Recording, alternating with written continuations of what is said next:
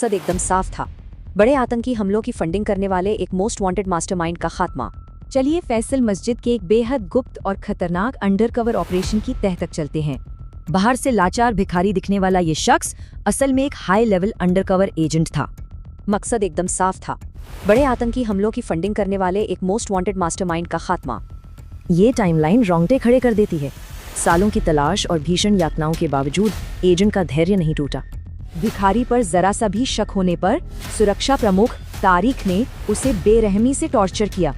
भयंकर दर्द में भी कवर नहीं टूटा। वो बस पागलों की तरह जन्नत जाने की रट लगाए रहा। चकमा कामयाब रहा। तारिक ने उसे सचमुच का पागल समझा और वापस सड़कों पर मरने के लिए फेंक दिया।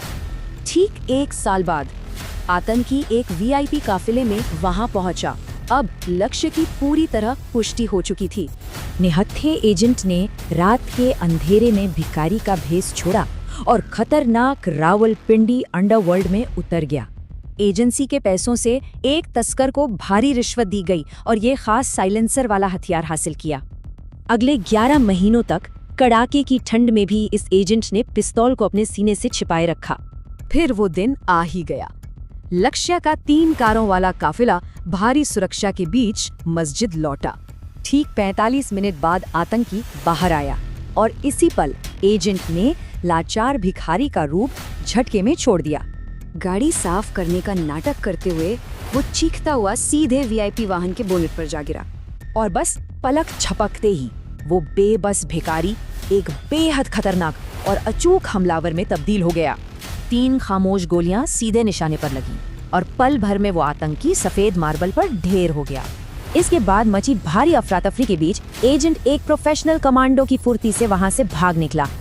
उधर सुरक्षा प्रमुख तारिक को अपनी उस भयानक और जानलेवा गलती का एहसास हुआ, लेकिन बहुत देर से।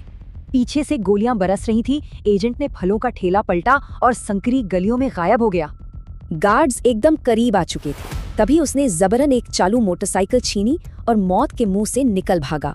चौड़े और सुनसान हाईवे पर पहुंचकर एक पल के लिए लगा कि मिशन पूरी तरह कामयाब हो गया है, लेकिन तभी पीछे मुड़कर देखा तो हथियारों से लैस पुलिस की दर्जनों गाड़ियां पीछा करती हुई नजर आईं।